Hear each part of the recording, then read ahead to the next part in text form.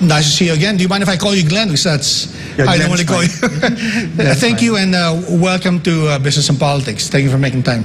Yes, thank you so much. Thank you for having me. Well, climate change is a big topic. We say in our business that this is a running story. Maybe can you give us an update on where the problem is now? And then your field is science diplomacy. What is the role of science diplomacy in tackling that issue? So where are we now first? All right, in terms of science diplomacy, by the way, in 2016, I created this particular program, the Science Diplomacy Program, for the ASEAN region. Okay. So it's part of my activity as an honoree and as an awardee of the U.S. State Department. So I told, in one of my activities, I told them I want to create a program that is very sustainable. And that's the reason why I created the Science Diplomacy Program for the ASEAN region. And what is the purpose of this?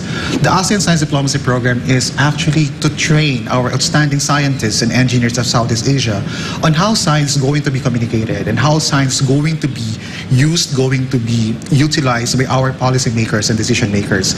Because we have seen a lot of policies and laws, and it's much better if science will be integrated to these policies. And that's the reason why I created that program. Now, our scientists, I don't want them to be siloed. If you talk to the scientists or the engineers will tell you, oh, this is what we're going to do, these are our programs.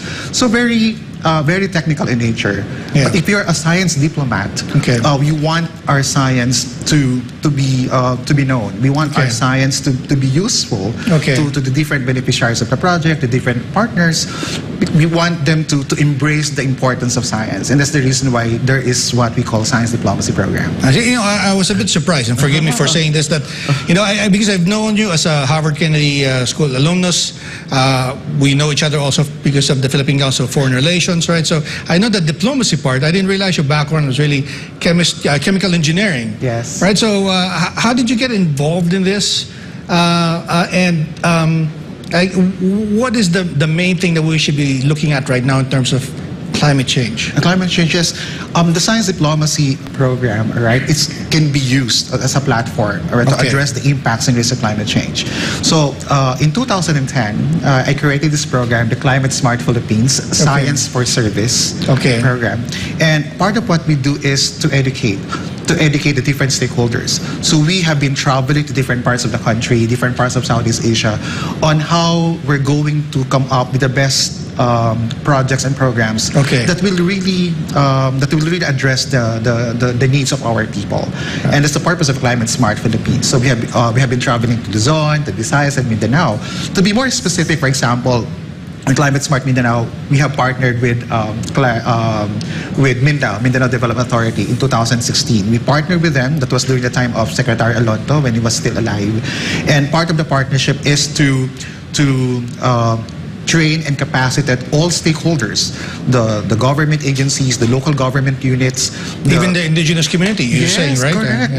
The academe, the different the university and colleges, the civil society organizations, the non-government organizations, the church leaders, the youth, the women, the communities of farmers, fisherfolk, indigenous people, and even the private sector. So what is the purpose of that? For example, in Davao, because Davao before has never experienced tropical cyclones. But if you look at the changes right now, they have been experiencing flooding, they have been experiencing different types of climate hazards. And that's the reason why we need to capacitate the entire region. And part of that initiative and advocacy is to partner with Mindanao Development Authority, because I told them you cannot just go to Mindanao and create programs there. So you need to go to different government agencies to help you to implement the program. And that's the reason why we partner with MINDA.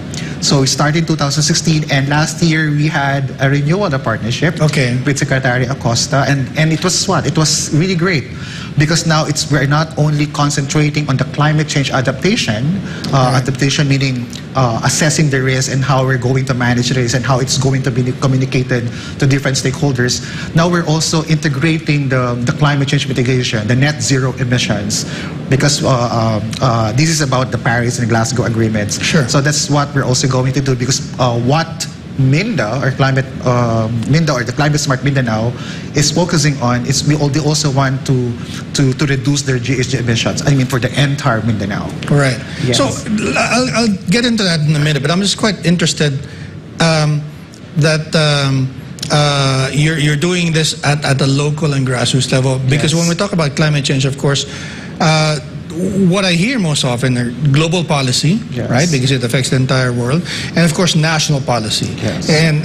But so I want to go back to that later. But where are we where are we now with the problem of climate change? Because we're already seeing the extreme weather events. We're seeing in North America these uncontrolled wildfires. You have intense typhoons with increasing frequency now in our part of the world. Is it scientifically accurate to say that the problem is here, or are these simply just dismissible as weather events? Yes, actually, yes. In 2013, if you recall, Super Typhoon Haiyan, or it's a 240 km/h Super Typhoon, a Category 5. Yeah. So many people died. I mean, more than thousands and thousands of people died. Then we found out. All right, because because if you're a researcher, if you're a scientist, you always want to make a difference. You want to do it in a more scientific way. And I told myself, I told my researchers, why don't we do it in our own way? So people are doing biophysical assessments, socioeconomic assessments. So why don't we do it in such a way that we may be able to connect with the people there. And now in our case, so we're not only focusing on the biophysical assessment. The biophysical is you want to know the changes. For instance, how before to establish baselines. Yes. For example, when was the last time you experienced tropical cyclones? How often you experienced tropical cyclones or flooding? Now, how are you going to compare them now? Right. So the same thing with the socioeconomics. For example, there's science to it rather than just hype about. And there's also qualitative aspect of research. I see. Because if you're a science diplomat, like I mentioned, I'm going to connect now. Right. We are not only limiting ourselves to laboratory. We don't just want to use our models, right, to determine what's going to happen in the future. What happened in the past, what is happening now. You actually have programs on the ground. Yes. And what is going to happen in the future. So what we do is we want to connect. We want to establish that connection with the different people on the ground. So we include the psychological impact assessment because we want to know the level of stress, the depression of the people, and the most important thing is the religiosity and spirituality. Now, the impacts of what is the role of religion? What is the role of spirituality, religiosity, to make these people resilient?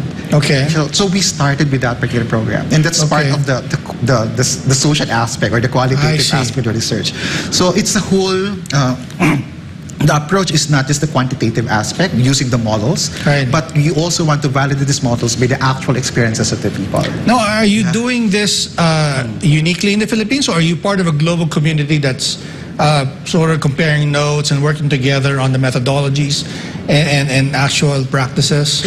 What's the case? Yeah, we started with the Climate Smart Philippines, and then we replicated that in Southeast Asia. That's why. So from Climate Smart Philippines, we have the Climate Smart and Disaster Resilient ASEAN. So for the 10 ASEAN member states, simply because that the climate hazards or the climate risk that is experienced with the Philippines totally different from the different climate hazards that are also being experienced by the other ASEAN member states. So one thing that I sometimes regret about media is that sometimes we simplify things, right? Because of the need for a sound, but I'm going to do it, which I hate to do. But is it still avoidable? The dreaded impact of climate change. There are some reports that say it's already here, it's too late, and that we simply adjust to it. Or is there still something that we can do to prevent it, or prevent the worst of it from happening? Well, it's really cool, right? My advice to that is it has to be done in a sectoral approach. For example, if you talk about food security, then there are climate change adaptation programs for that.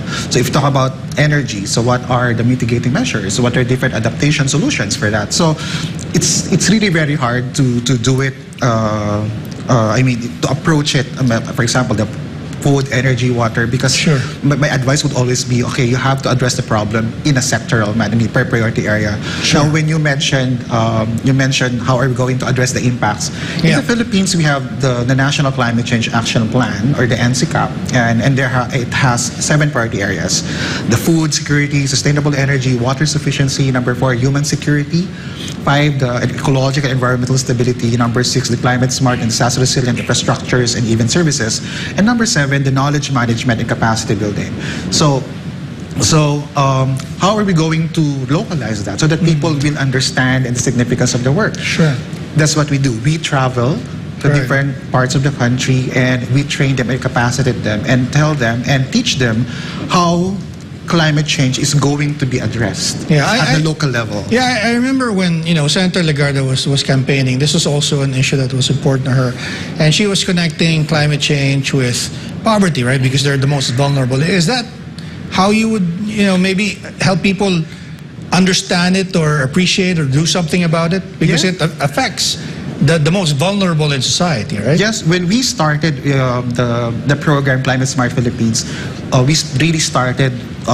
Focus was the agricultural sector, simply because the highest poverty incidents, they're either farmers or fisher folks. That's right. So every year, farmers, fisher. That's the reason why a part of the advocacy. Okay, the rich. The rich, they know what they're gonna do if they are devastated, for instance, by extreme weather events. But the poorer becomes poorer every time there is a disaster.